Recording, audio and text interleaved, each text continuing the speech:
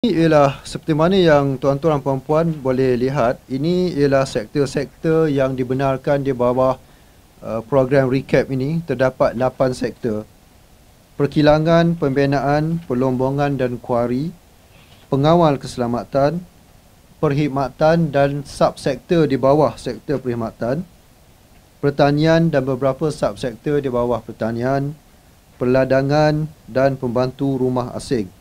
Di dalam pelaksanaan recap sebelum ini, pembantu rumah asing tidak dibenarkan, tetapi pada kali ini sektor ini akan dimasukkan.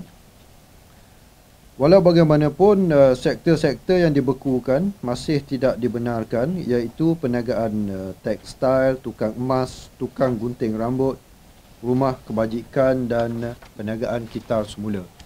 Semua urusan untuk mendaftarkan pekerja-pekerja di bawah program Recap 2.0 ini boleh dibuat secara online. Dan bilakah tarikh mula mereka boleh mendaftar? Tarikh permulaannya ialah pada 27 hari bulan Januari ini, iaitu lebih kurang seminggu lagi.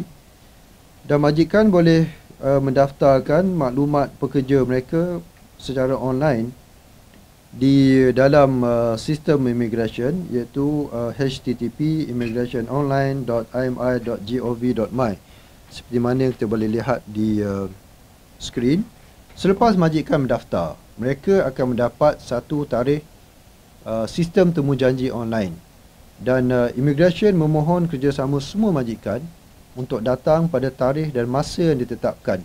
Ini untuk mengelakkan berlakunya kesesakan dan juga untuk membolehkan immigration memproses permohonan mereka dengan lebih cepat.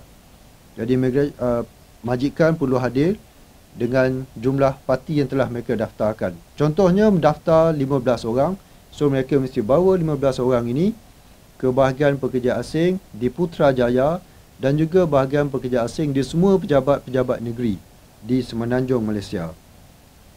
Proses verifikasi akan dijalankan. Apakah proses verifikasi ini? Ia adalah satu proses untuk mengambil biometrik, dan sekiranya tidak ada rekod perjalanan sebelum itu, mereka ini akan direkodkan di dalam sistem immigration. Setelah lulus verifikasi, katakan contohnya 15 orang yang dibawa oleh majikan ini lulus verifikasi, kelulusan akan diberikan dalam masa sehari. Mereka boleh terus melakukan pemeriksaan kesihatan formema selepas itu.